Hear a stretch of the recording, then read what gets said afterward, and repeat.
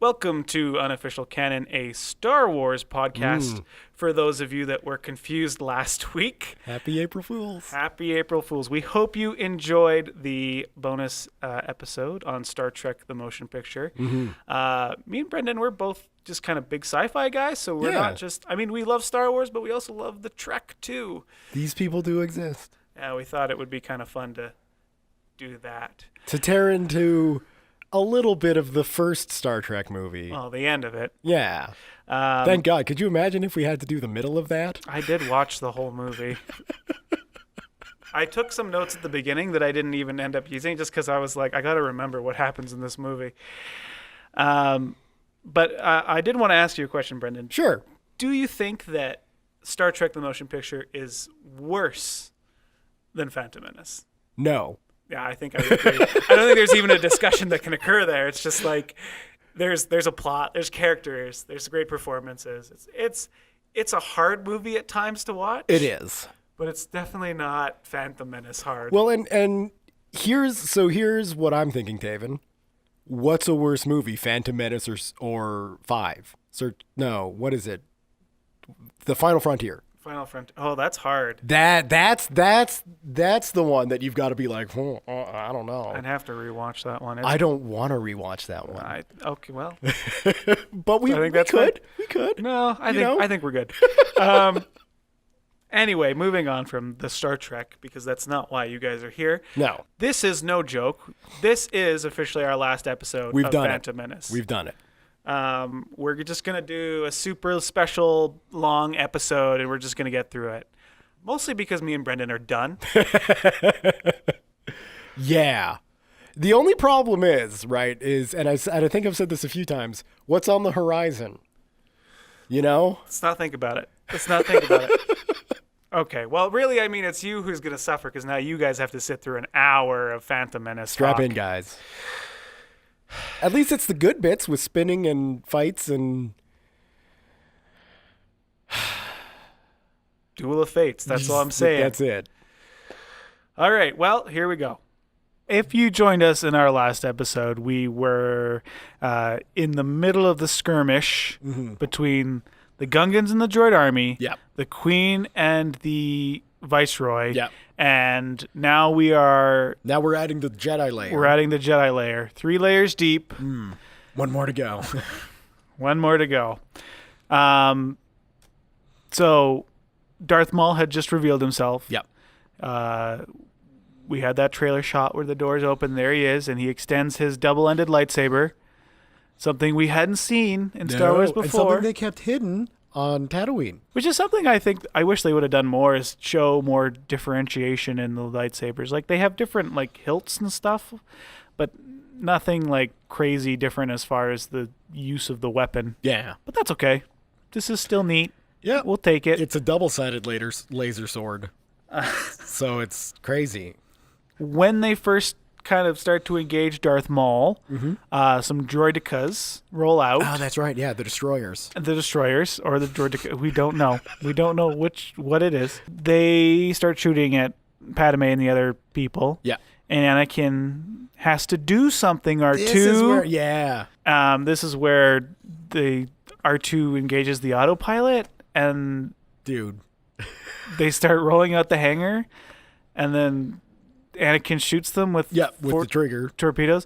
The one note that I would like to make is that these fighter pilot level lasers destroy these droids, don't affect the decor of the hangar at all. No. It's incredible that an anti-ship weapon is so precise and so destructive, but perfect, you know? There's no collateral damage. I think it just speaks to the Naboo engineering. They love art and engineering. They're like the Germans of space. Adding in a whole other layer to Sheev there. Yeah. So, yeah. All right, yeah, we'll go with it. In fact, I'll even go one more. They're like the Austrians of space, not even Germans in general. More artsy. Yeah, I think that's fair. You know? The Austrians of space. Yeah. Yeah? Yeah. Okay, I'll take it. You know? I mean, we could go deep here. The Gungans are like Hungarians. You got the Austro-Hungarian Empire, but now we're going off on a whole other topic. I feel like this is something I can't contribute to because I do not have a degree in history. Yes, well, I wasted my life there. Let's focus on this laser sword fight, because that's important. Oh, no, we can't. We're not there yet. So they basically just, yeah. they just extend their lightsabers, and then we cut to Anakin saving the day with the droidekas. Yeah. And then Padme goes for the Viceroy. Mm-hmm. And then we cut to Anakin going into space towards the giant donut with a donut hole, or as our fellow Canadian listeners will know, a Timbit in the middle. Why didn't R2 turn off the autopilot? Certainly R2-D2 must be like, I'm not putting my droid life in the hands of an 8-year-old. Well, and that's the strange thing is that, like, he asks him to later on, and R2 can do it. So at any point, R2 could have just turned it off. Yeah. So it's like, is R2 trying to manipulate the situation? Like, is R2 just bored and wants to go? He got a taste for battle that first time. He got a little bit of bloodlust when he was out there. I need more. I need Padme to clean me again.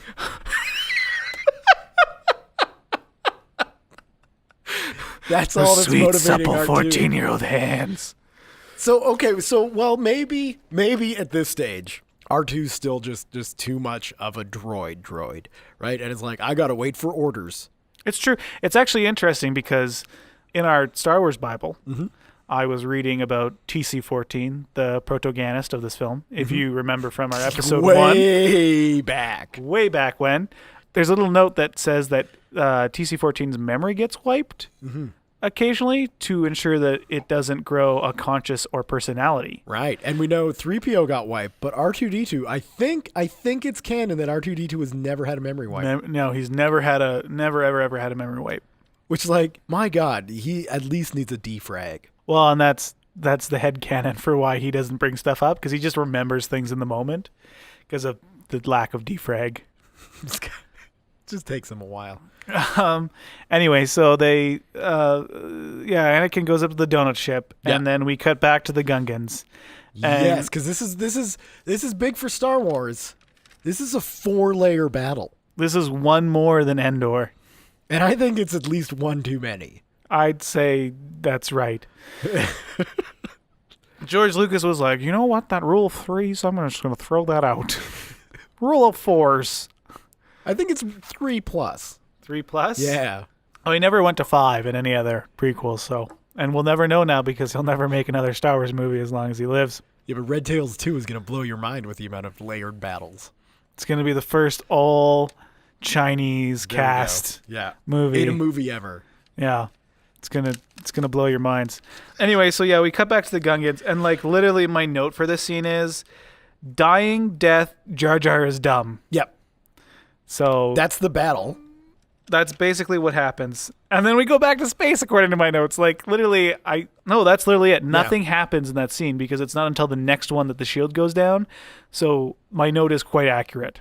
Dying death, Jar Jar is dumb. It's just to remind us that this is a multifaceted battle. This is a gigantic battle that's going on. I guess frog peoples are dying. Add in a bit of cost, because you don't ever see anybody really die. Straight up die. I think you might see a Gungan or two on the ground. Yeah. But that's like, you never see like actual impact engage in death. It's not like when we have the clone troopers and they're legitimately dying. But that isn't actually all that happens in the scene. They let out the actual droids from the ships, and then they walk through the shield. Yeah. And there's the general that's like works with Jar Jar, and he says, "Ouch time." And that's it. That's basically what happens. And then pew pew, death, dying, Jar Jar is dumb. Yeah. With the blue balls of magic. So we cut back to space. Yeah. The Naboo are trying to do something, and someone gives us some exposition that the deflector shield is too strong. People's be dying. They getting shot and exploding. And the tension is released when Anakin says, "This is intense." Yeah. Well, but I mean, it is pretty true compared to pod racing, because what he's doing right now is not pod racing. No, it is not. You can move in like 3 directions. You can move in 3 directions, and people are actively shooting you continuously. There's no similarities to this and pod racing at all. None. It's not like, death is on the line. in pod racing and this. Well, and in my head, the comparison I like to use is it's a real world comparison. You take a Formula One driver and then you put him in the cockpit of a fighter jet and you just say go. What's going to happen? Not what happens with Anakin, even with the assistance of an autopilot. They're two completely different things. So he's got to be scared. Which they actually get off the autopilot. This is where R2 finally turns it off because he's asked to do it. What a good droid. Because he asked. Yeah. Which we'll see if anyone gets that reference. And then we have the spinning is a good trick. Yes. It's weird because it kind of with the new movies, it's kind of become a Skywalker thing that Luke never picked up on. Because if you look at In The Last Jedi, Kylo Ren, good spinner. Luke did not spin ever. Anakin, great spinner. In all 3 movies, I think he might pull off a spin in 2. I know he does in 3 in the opening battle. Yes. Because he's got those missiles after him and he's like, put it in a spin. So I like this lore establishment that spinning is a good trick and that it is. Well, when we get to the original films, we'll see if Luke spins ever. I don't think Luke ever spins. Maybe they put it in a comic book just to even it all out. But yeah, so then we cut away from the battle back to Padme. Yeah. Pew pew, fight. They're in like a hallway and they're on the one side of the hallway and then they have to cross. It's like a narrow passage. Like it feels like this is like takes you from like a main building to like another main building or something. Yeah, it's a plus 15. So they cross from the right to the left and they break a window and then they shoot up. Mm-hmm. And then they're just like a couple levels up. Mm-hmm. And the note that I made is there was no reason to cross the hallway. Mm-mm. You could have just broken the window on the right and pew-pewed your way up, and you would have been at the same place, just on the right side of the hallway. Unless there's some kind of architecture of the building that we don't know. No, because you see it as they go up. Well, but on the other side. No. I watched this scene 3 times. I paused and went slow half. Mm-hmm. Oh my God. There's no reason that they couldn't have just done it on the other side. Well, but it looks nice on film.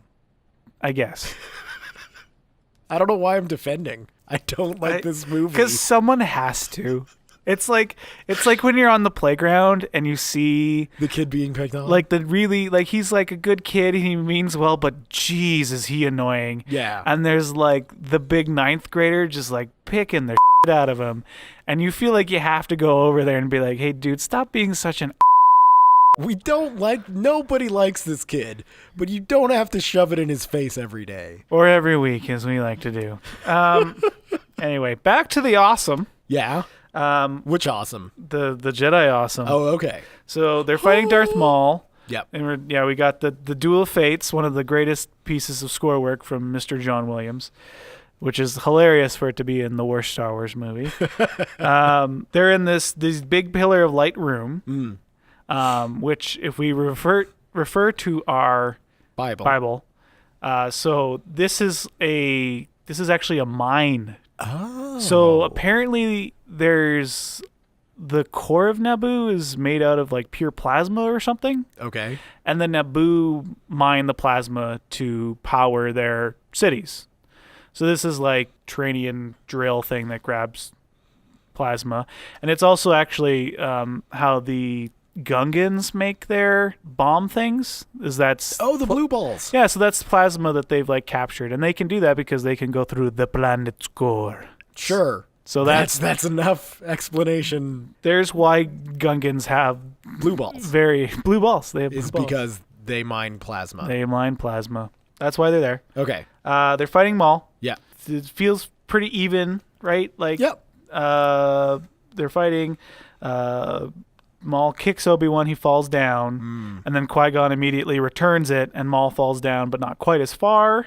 Qui-Gon jumps down, and while Obi-Wan is like getting himself up, he's fighting Maul by himself. Mm-hmm. They start moving towards those red shield things. Those red shield things separate them. Yes. That's basically the fight. And actually, it's funny because like rewatching this and breaking it down, this fight is not as long as I remember it being. No. At all. No. Like it's a little bit longer than that. Like there's a little bit before and between things like that, but it's not excessive. No, and I think it feels longer because it's cut into 3 other battles. Yeah. So at this stage in the movie, we're keeping track of 4 different fights, and they kind of all bleed together into one big super fight. Well, and you're just waiting to get back to the Jedi. The whole, the space battle maybe a little bit you're invested in because you want to see what happens, but the Gungans you just don't care about at all. Yeah. So it's just CGI frogs fighting CGI robots. The movie. In a field. It's like Transformers, but before Transformers came out. But without sweet robots that turn into cars. True. It would be like the Fast and Furious franchise, but without fast. Imagine. Without the concept of fast in it. They're just all driving 1980 Saabs. Every one of them. Why is this now this is what I'm imagining, Ukrainian Fast and Furious 1, the movie? And it's Come look at our cars. It's crazy fun time. That's what Phantom Menace is to us. Anyway, so yeah, they get to the shield thing, which I think there is some explanation of it in the book, and I don't. Oh, it's probably like plasma radiation, or it could be plasma radiation. It's the chute. I remember that the chute is like a garbage chute, so it's lets in waste of some kind somehow, but I don't recall beyond that. Maybe that's where the Gungans get their blue balls. Is waste plasma goes down there. Maybe. So yeah, the shields go up. Yeah. Maul kind of starts pacing back and forth. And Qui-Gon just kind of kneels and starts to meditate. Yeah. Which I think is a nice little Jedi Sith showing the differences between them, right? Yeah. Yeah. Nothing wrong with that. We then cut to the Gungans again. Okay. The shields go down. Yeah. And they run away. Well, they retreat. Yeah. Jar Jar hides under a giant cart full of the blue balls. Yeah, which then starts moving and he grabs a hold of the door. Which then opens the door. Releasing blue balls. And then he starts to run towards the enemy because the balls are scary. Yep. And then the balls hit some of the ships. Mm. And then I can't remember somehow, but he gets tossed in the air.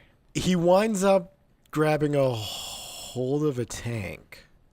Yeah, he gets thrown up in the air and he lands on the turret of the tank. And then the other general guy, he's like, "Here, Jar Jar, have a bomb." Yeah. And he's just so nonchalant about just tossing this bomb to him. And it's just imagine this is World War II, and someone is hanging on to the front end of an actual tank, and he's like, "Here, take this grenade," and you're trying to toss it to him. It's the tank is moving. While the tank is moving, it's why don't you use it? Because Jar Jar's in a better position. Never mind the fact that it looks like, by just being on the end of this gun, Jar Jar's affecting the movement of the entire tank. You think it's just a miscommunication on how tanks work at that point? I honestly, I don't know. Because it's how can an individual Gungan, whose weight has got to be around the same as a human, be able to, by hanging off a gun, pull a tank in direction or whatever? Go grab a hold of a tank gun and move the turret as a person. You're not doing it, but Jar Jar can. So yeah, that nonsense happens, and I just have the note, holy it's so dumb. Yeah, the whole Gungan bit of the battle. They line up like it's the Napoleonic era.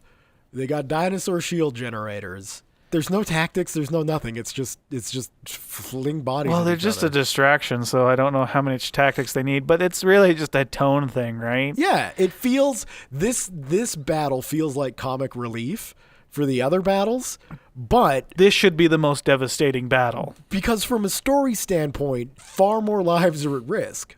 Yeah, but they're Gungan lives, so F it. Gungan lives matter too, Brendan. Misa disagree. Okay, so then we cut back to the Queen, and the Queen is captured, and she says, "Put down your guns, they win this round." And I suspect that the only way this line makes any sense is what happens the next time we cut to the Queen. She put those pieces into motion to happen the way they happen. There's no way she would say this if this was just what happened, and she's just just give up. Yes. Hopefully it'll work out. But that's literally all the scene is. They get captured, and then that's it, and we cut away. Yep. Then we go back to space. Yeah. Anakin is hit, and he spins some more, and then he ends up in the hangar bay. In the hangar bay. And he slides to a stop. Yeah. Which these, again, this is another note that I had, is these Naboo fighters don't have any landing gear of any kind. I'm sure they do. It just wasn't engaged. No, because in the hangar when they leave, they're on like special little wheeled pedestals. Are they? Oh, they are too. Yeah, so it's strange because they don't actually have any landing gear. And actually thinking back, here's a deep canon dive. Thinking to the Disneyland Star Tours ride. Ah, yeah. There's a scene where you fly into Naboo and into a hangar, and like you come up to a Naboo fighter and you can see that it doesn't actually have landing gear either. Like they're always on these pedestals. So again, this is a culture who knows art designing spaceships. Yeah. But they look pretty. They do. They're one of the better designed ships from this movie. I mean, to be fair, there's not a lot of ships in this movie. No, there's the Queen ship, these ships, The donuts, and there's the pods, the pods racers. and the Jedi ship at the start. You know, I think the ship that I'd buy a Lego set of is the fighter. You don't want Newt Gunray's donut ship? I really want the Newt Gunray minifigure. That's the thing that I really want to own. Lego Newt Gunray. Yes. It's the most important. I bet he exists. I bet if I go bricklink it, I'm sure I can pick him up. It's not worth the money you'd spend. But yeah, so they land in the hangar and everything is overheated. He's trying to. It's mirroring what he did on the pod. Like he's trying different controls and trying to get things to work, and nothing's working. Except this time he's just flipping switches because this isn't a pod he built. Yeah, he doesn't really know what he's doing. No. But again, earlier on, we did foreshadow when the guy was teaching him how to fly the Queen's Nabooian fighter. He's like, you catch on quick. Yeah. So he might actually know how to fly this a little bit. Which, George, did you just make me justify Anakin being able to fly this ship immediately? Wow, this movie has layers that I did not know it had. It's not until you start digging in. Okay, so we cut back to the Jedi. Yep. We're back in the plasma mine thing with the shield. The shields go down. Yeah. Well, they open. They don't really go down. They're like doors. They're weird. And Maul and Qui-Gon are fighting. Mm-hmm.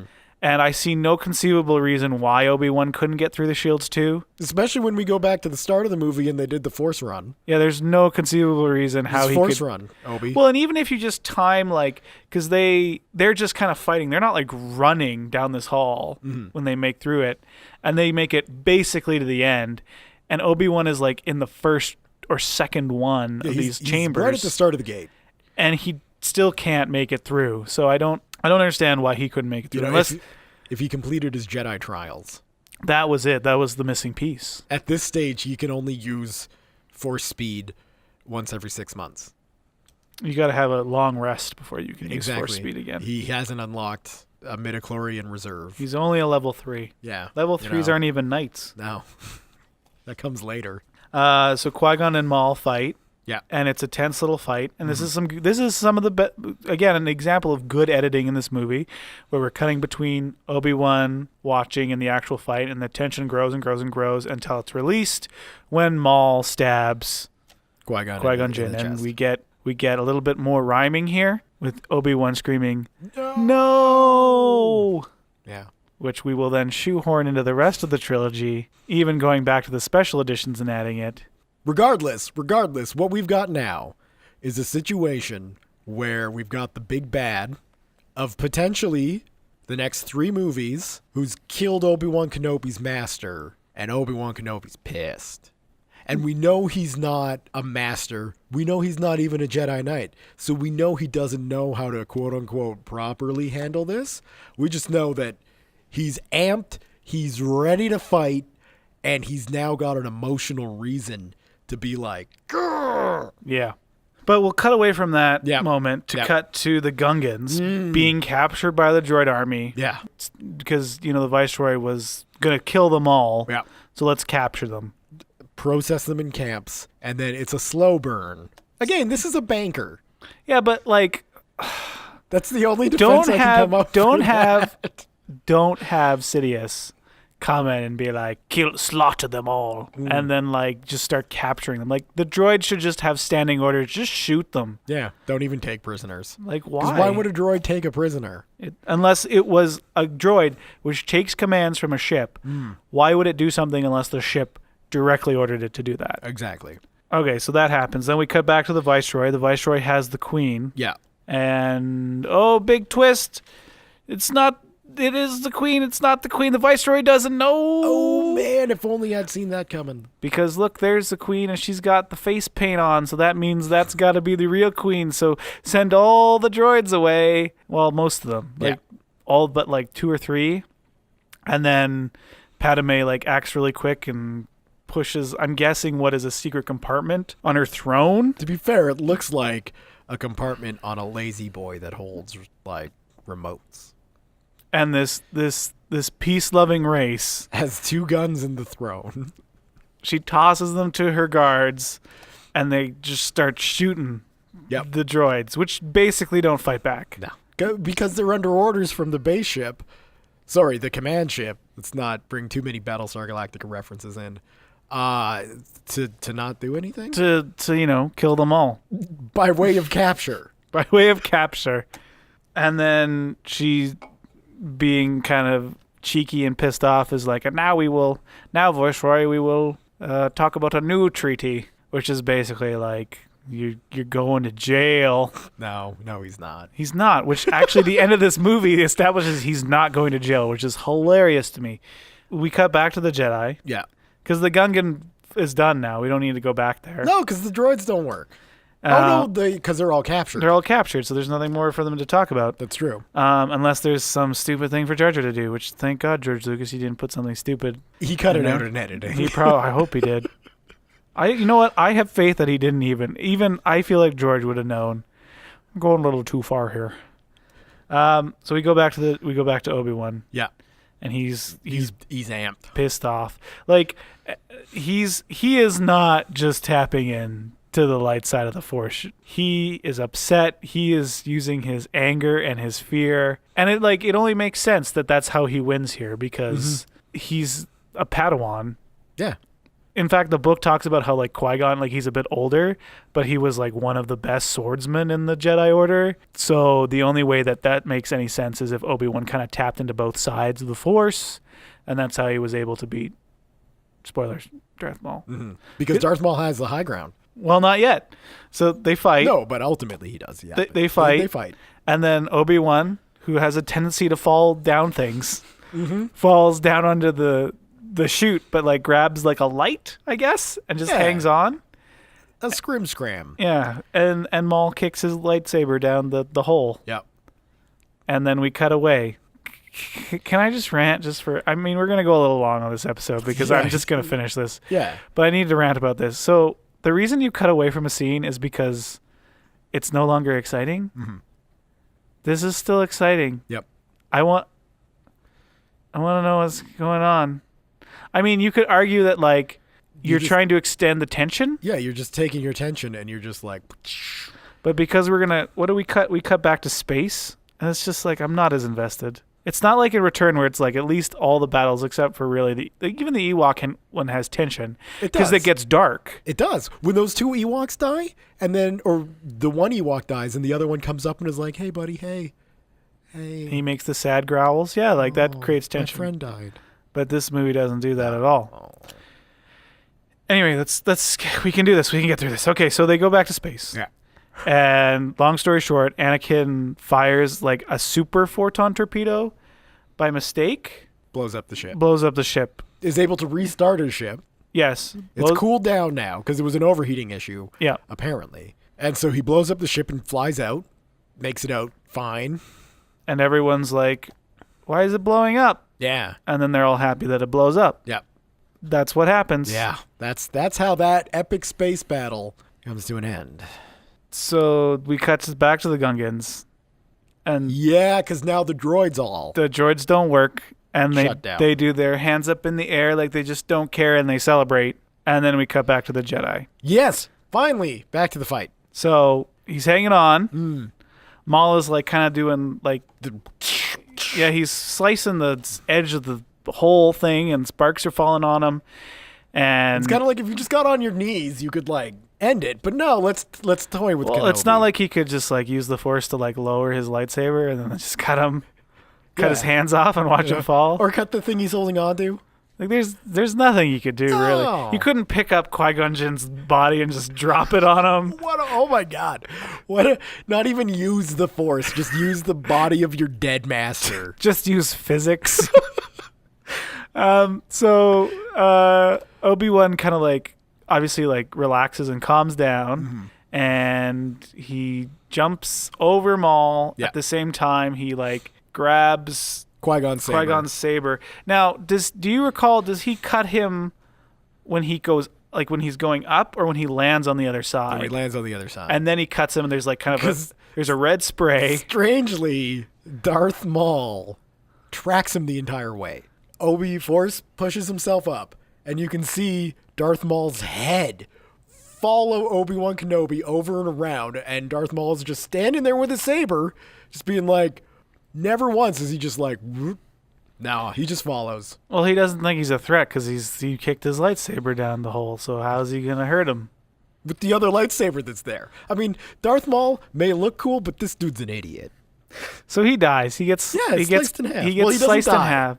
Whoa! He gets sliced in half at like the belly button. Like his intestines, half of them are gone.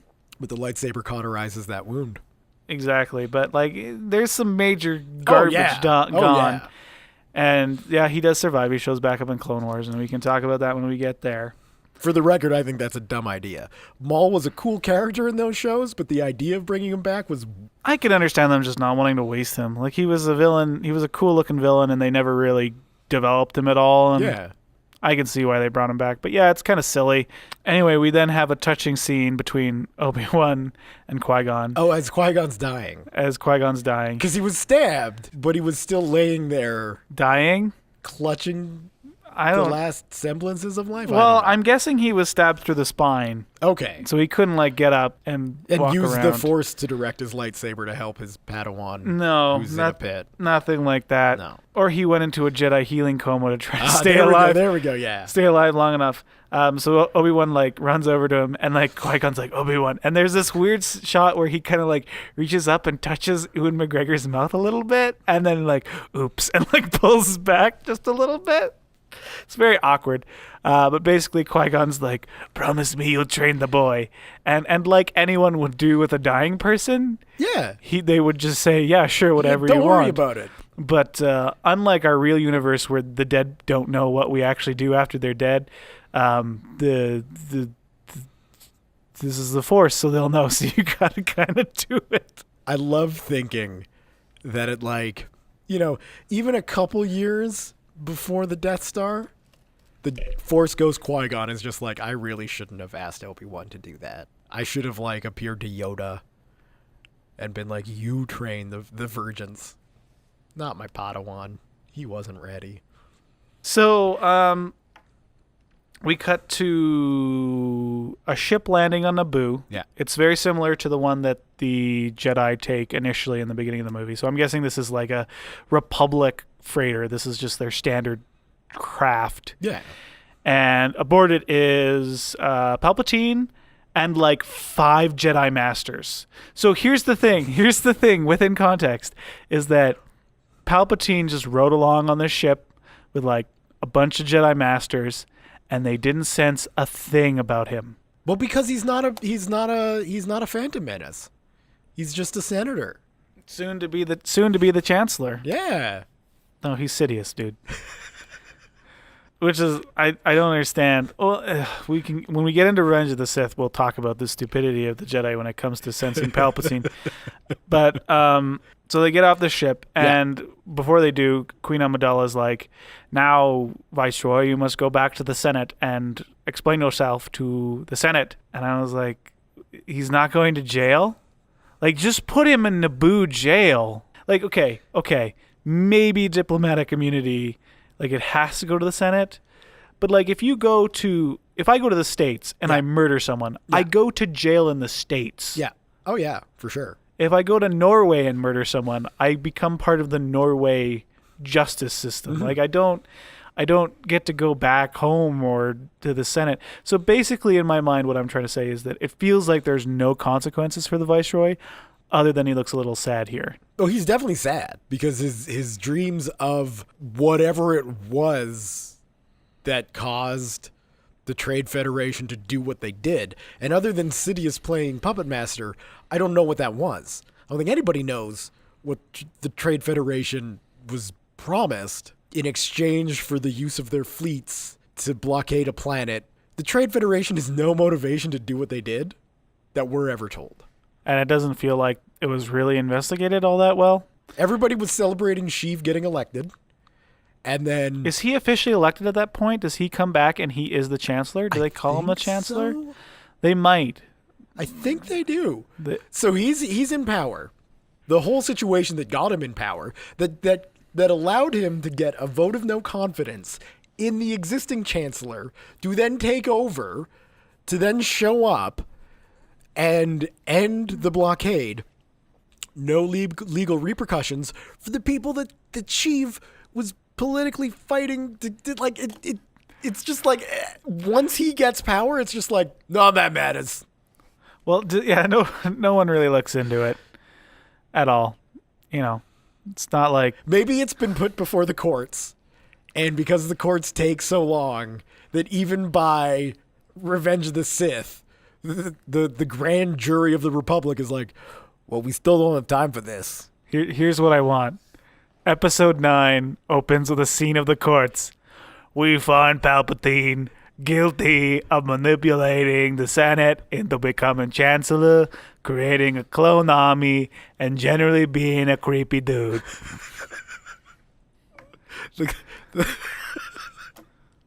The galaxy's in turmoil, but the Coruscant courts are still going. Now that we got that done, we're going to move on to this Snoke fella. Okay. Who is this guy? Where does he come from? And what's going on? Who's his tailor? We want gold robes for this new court system. Wearing pajamas all the time, that's not a little do. Anyway, so the Jedi, Palpatine's there too. Yeah. And Palpatine is like, good job, Obi-Wan Kenobi, yeah. Even though your master died. Yeah. Which might be a little bit of a jab, right? Like kind of like a fun little Sith jab. And then he's like, oh, I look forward to watching your career, Anakin Skywalker. But it's very like passé. At least that wasn't, I, Chancellor Palpatine, am looking forward to seeing you rise to the top of the Jedi Order, Anakin Skywalker. Like, you know... Obi-Wan Kenobi, meet Anakin Skywalker. R2-D2 meets, like, so on the nose. At least this time it wasn't that on the nose. I wonder if there's a deleted scene where, like, Palpatine is alone with Anakin at any point. Because it would be interesting to see, like, just a short little, like, Palpatine realizes there's something weird about this kid. Yeah. Even as just a hint, right? That would be interesting. If we could take one of the creepy love scenes out of this movie and replace it with Palpatine being like, oh... You're a powerful kid. I'm 100% behind that. Do you want a piece of chocolate? That's my fear, is that the way that would have been written for this movie would have just made Palpatine seem like a kid toucher. I've got some Werther's Originals in my van. Anakin, do you like Scotch mints? I think you're right. I think it would have just come up way too creepy. That's maybe it was there, and the editor was like, look, George, I'm going to quit. I'll leave all this weird 14-year-old romance right. stuff, but the Palpatine stuff's got to go. It's not okay. It's not okay. If they kept that in, everybody's name in the credit would have been John Smith. They would have been directed by George Lucas, written by George Lucas, edited by John Smith. Anakin Skywalker, played by John Smith. So yeah, then we cut to Obi-Wan and Yoda are having a discussion where Yoda basically says, okay, the council decided to make you a Jedi Knight. Yeah. Even though we don't see him do these trials we spoke of. No, he doesn't have to do the trials because he killed the Sith Lord. That's, according to the code, that's automatic upgrade to level 6 Jedi Knight. This is why Luke is a Jedi, because he never did any trials or any of that crap. But what he did do was kill a Sith Lord. That's true. He did even harder, which is convert a Sith Lord, which you get +2 to agility. Exactly. So, you know, That's why he's so... But a little knock to his charisma stat, which is why he wasn't able to handle anything. From that point forward. Except for that one time in that video game where he handled a situation very well. Oh, that's true. Where he was like, I won't kill you because you asked. Yeah. But you'll let me take this. But why? Because I asked. And it's like, well, Luke. Well, I'll be back. I got to go try to kill my nephew. Okay, anyway, back onto the thing. And then Obi-Wan just says, like, I promised Qui-Gon I would train the boy. And then apparently at some point the council had a change of heart and was like, fine, you can train the boy. Someone who just became a Jedi Knight. The entire time, when you have an experienced Jedi to train this virgins, the entire council is like, that's a bad idea. No. But now we got a rookie. We got someone who didn't do the trials, killed a Sith Lord, and became a Jedi Knight that way. Have him train the creepy, powerful kid. Well, yeah, and it feels like at this point, in this universe, with this Yoda that we have, even if he's like totally against the idea, he'd be like, okay, I'm Master Yoda, I should train the boy. I'm gonna take on the boy. Because that makes sense. Yeah. Right? But no. But because we established that Obi-Wan and Anakin, did they establish they were master and apprentice in the original trilogy, or just good friends? I think they were just good friends. So Yoda could have trained Anakin. Yeah, absolutely. It would have been fine. Yeah. Whatever. Okay, so that happens, and then we cut to the Qui-Gon is burning scene where they're in a very small room burning a corpse, which I'm sure smells wonderful.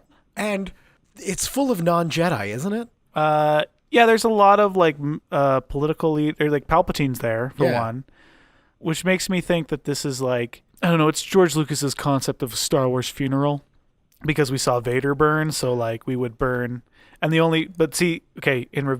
return, the only friend that Vader ever had, or family member that Vader ever had, was Luke. So that's why he's there. But here, Qui-Gon was beloved. So Qui-Gon, all these people show up. So everyone, man, what a messed up universe. Everyone goes to, when you die, to your barbecue, literally. Yeah. And they watch you cook. Yeah, I was literally like, I would be puking in that room because it would just smell like, because I've heard descriptions from people who have actually smelt burnt flesh in real life, like people I know, and it doesn't smell like barbecue. It smells even grosser. Yeah.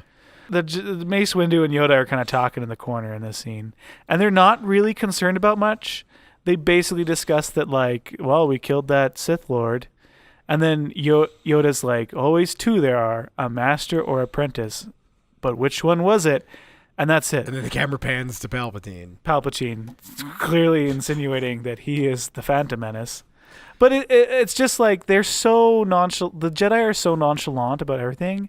And I think it comes back to George Lucas trying to establish this idea that bureaucracy has destroyed the Jedi, where it's like there are a set of rules and ways we do things. And because they're not willing to be like, you know what, the whole Jedi Order, this is what we focus on now. No, but the crazy thing is that they are willing, because Obi-Wan winds up training Anakin. So for all the bureaucracy, for all the like, he's too old to train, and you know, you're not ready to take on someone like this, and like he's a virgin, he's too powerful. For all of that, they're still like, okay, rookie, take the Wonder Kid, take the Space Jesus, and train him to be a good Jedi. They're almost like, well, I'm going to tell you so when this goes sideways. But you know what? Do your best. That's all it is. That's all it is. And the worst part of it is that fine if the Jedi Council wants to do that to hippy-dippy Qui-Gon Jinn, who's probably been like this forever, and like we said in a previous episode, is very likely coming in at least twice a year, being like, I found the virgins, right?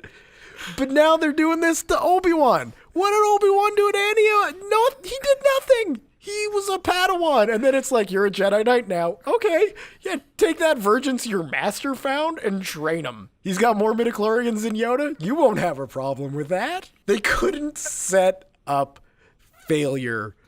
But, like, it's planned. It's planned. The Jedi Council were like, you know what we need? Darth Vader. Well, the thing that I think, I don't know if it was established in the EU, but I've had a lot of people throw out the theory that Palpatine was manipulating them some way through the Force, and I hate that. I hate that because it's like, how can someone who understands the Force be manipulated through it? Mm-hmm.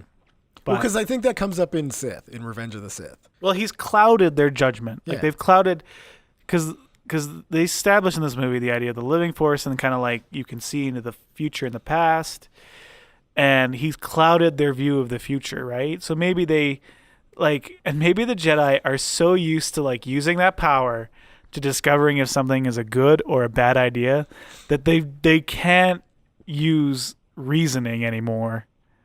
They're hooked on it. They're hooked on the Force. Yeah. And if they try to think normally, they get the shakes. One more hit I need, yes? Anyway, so that's the burning scene. Yeah. And then we cut to big dumb celebration where the Naboo give them like, it looks like a blue ball, but now it's a white ball. Yeah, it looks like those things you had in science class where the teacher would put it up at the front of the room and plug it in and flip it on, and then you would go up and you'd put your hands on it, and then the sparks of electricity would be drawn to your fingers. Kind of like an anti-Palpatine Force lightning ball. Yeah, it's how Sith train. It's contained in a ball so it's safe, and you don't get your age face. Just Sith Plagueis being like, all right, Sidious, now put your hands on the ball. See how the lightning goes to them? Now just do the opposite. That's your training for today. Goodbye. But sir, I don't understand. Do your training. I must try to bring dead people back to life. I love this Sheev is Tiny Tim. But sir, I'm just a poor Naboo orphan who wandered into your weird sewer lair. Can you teach me the ways of the dark side of the Force? No. I have to sleep. So the movie's over. Yay! It's over. Written and directed by George Lucas shows up on the screen. In a week. And we're over. So that's the Phantom Menace. Yeah. What is your overall feeling about this movie? Rewatching it now. Yeah. How do you feel about it? Okay, so it's interesting. I think looking at this movie with the prequels as a whole, this isn't the worst prequel. I am also never watching this movie again. So that's fair. I think from a movie standpoint, Attack of the Clones is a worse movie. I think from what it does to Star Wars, Phantom Menace is worse, but that's only because Clones comes after it. And so it's kind of like, you've already blown up the house. Don't complain that the shingles need replacing. Like, at a core, what this movie does with the Force and what this movie does with characters from the original trilogy, for me, like, the phrase ruin Star Wars is thrown around so much, but I really do think that at some level, Phantom Menace does ruin Star Wars from the perspective of the original 3 movies. So I'm going to reserve judgment as to whether this is no. Right now, Phantom Menace remains the worst Star Wars film in my mind. Okay. That, to be fair, that may change when I rewatch Attack of the Clones. Because I'll be honest, I don't remember Attack of the Clones that well. No. I remember Revenge of the Sith and what happens in that one quite well. Attack of the Clones is like a blank slate in my mind at the moment. So we might get our 12-episode podcast through that one and be like, oh, God. Dude, it's like 2.5 hours long. So and that one's next. Yeah. Hooray. When we get to that, I might change that. I feel like as a movie, it's still very poorly made.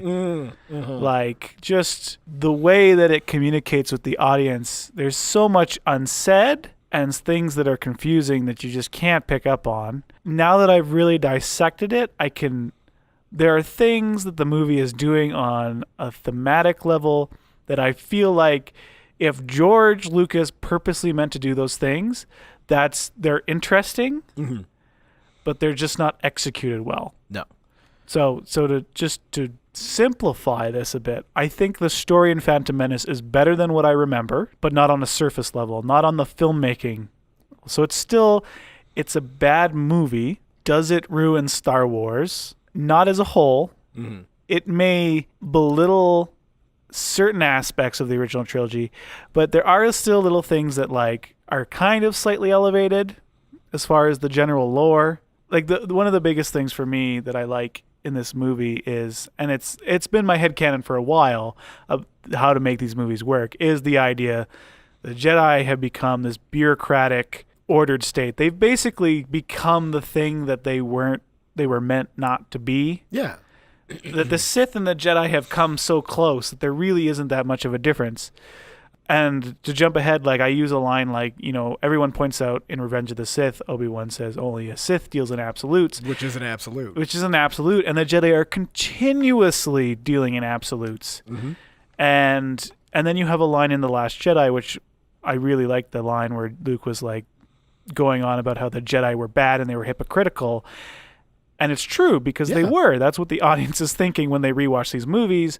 And it's because they've come to some weird place where they're like this giant quasi-military organization. Like they're not a bunch of monks in a temple. They're not wandering samurai. They're not the things that you would have expected Jedi to be. And perhaps at one point they were, but at some point some Jedi decided to write down all these rules that everyone had to follow, and that's where things started to go bad. No, they went from a group of monks over the course of X amount of years to a gigantic institution like the Catholic Church. That are also space police. Yeah. It's like if you took the Catholic Church and were like, we're going to entrust your organization with enforcing galactic peace. And the system that put them in that place was already corrupt to begin with. Exactly. It's a recipe for disaster. And it does explain how you would go from something like the Galactic Republic like we see in Episode 1 to the Galactic Empire like we see in Episode 4. Because the institutions that are entrusted with keeping the Republic free and open, and the police from a moral standpoint, this culty religious institution that's built a gigantic building for themselves on the capital world, you can see how those two things would change into one big culty organization with what's basically a Jedi at the head. Yeah. Well, it makes a lot of sense. Like, if the Church of Scientology came to us and was like, we can move things with our minds. Yeah. I'd be like, you're in charge of taking care of stuff. Like, how do I sign up? How much money do I have to give Tom Cruise? Like, what do I need to do to get this power? I'm in, right? Like, I would entrust them with this stuff, but like, then absolute power breeds absolute corruption, right? And and I think the real tragedy of going through these movies, and Phantom Menace is just the beginning of the end for the Jedi, is that they don't realize the corruption within the actual Jedi Order themselves. And it's like, man, I want to launch into like examples from Clone Wars and stuff that like all back up this stuff, but later when we talk about Clone Wars, which will be a fun time trying to figure out what arcs we talk about and which arcs we don't. Maybe if we have a fan base by then, I'm going to focus solely on Jar Jar and the droids. Maybe occasionally talking about Jedi children. So I am announcing that I am looking for a new co-host of Unofficial Canon. Well, in some ways, I think it's almost too well thought out, but then not put onto paper. Like, I can imagine George Lucas sitting there with his legal pad. Yeah. And writing out all this stuff and being like, oh, yeah, that's because Palpatine's trying to do this. But, and, like, not explaining it to the audience because the audience doesn't need to know that. Exactly. Right? But it's like we do. We need to understand a level of motivation for stuff. And honestly, there's no reason why in this movie you couldn't have a scene where Palpatine is, like, talking to Maul. He's like, once the queen is dead, I will use that for sympathy. Like, because we know who Palpatine is, right? Like, you don't need to pretend like we don't. You can literally just go have him explain that he's going to use this to get a sympathy vote, and then later be like, my plans have changed. And then, like, when you see him manipulate the scenario back into his kind of original plan, you're like, okay, everything worked out. He's a smart guy. He did it. Yeah. Awesome. What a puppet master. But they don't do that. No. Why would they? You know what? I think that's kind of it. Just to sum up my thoughts, the movie, and we just talked about this when we first started this 12 weeks ago. Yeah. Where the movie is not as bad as I remember. It's still not a well-constructed movie. No. From a creative and a technical standpoint. but the story in the film doesn't break the Star Wars canon universe. And I think part of that is they've done a really good job of fixing things in the EU and other things like that. The only thing that I think we did touch on that we both had issues were, and we continue to have issues with, and there's no way they can fix it unless they put my headcanon into actual canon, is midichlorians. They break the Force, they break the Jedi, don't quantify magic. Magic should not be quantifiable. Exactly. And when I say that this movie breaks Star Wars, that's what I mean. I don't mean that, like, all of a sudden the way hyperdrives work has changed, or out of nowhere a big old empire gets pulled out of nothing. I mean, like, at a fundamental level, where the Force is such an integral part of this intellectual property itself, to then come along and be like, for 3 movies, this is mystical. And then right off the bat, when we're coming back to revisit this galaxy, you can measure it with a blood test that takes seconds. And you can look at numbers and say, I have more midichlorians than you, so I'm a better Jedi? That's what I mean by it ruined Star Wars. For those that enjoy the movie, you're entitled to your own opinion. Man, yeah. As are we, but I think we both agreed that this, if you had to give this a letter grade, what would you give this movie? A D? Yeah. Maybe. I might give it a D+. But yeah, as a whole, it's not cohesive. The editing is bad. And you for a movie made for 12-year-olds, it takes 2 grown men, 12, 30-minute episodes of a podcast to figure out this stuff. Yeah. So I think on that note, we're going to end this. Mm-hmm. Thank you if you have stayed with us from the beginning. Thank you very much. You are super fans. Attack of the Clones is next. It is next. I don't know if that's better. At some point, we will probably do if we have any listeners or any fans, we'll probably do a Q&A episode on Phantom Menace. Maybe we'll just do it at the end of the prequel movies. But if you do have questions about anything we talked about or headcanon that you think adds to it, you can email us at unofficialcanon@gmail.com. You can also just comment on our YouTube links. I think SoundCloud also allows for comments. There's millions different ways. We'll kind of monitor them for the best questions. Just come yell at us on Facebook. Yeah, Facebook too. That sounds like fun. We welcome it. Anyway, thank you for listening, and we will see you next time when we discuss Attack of the Clones.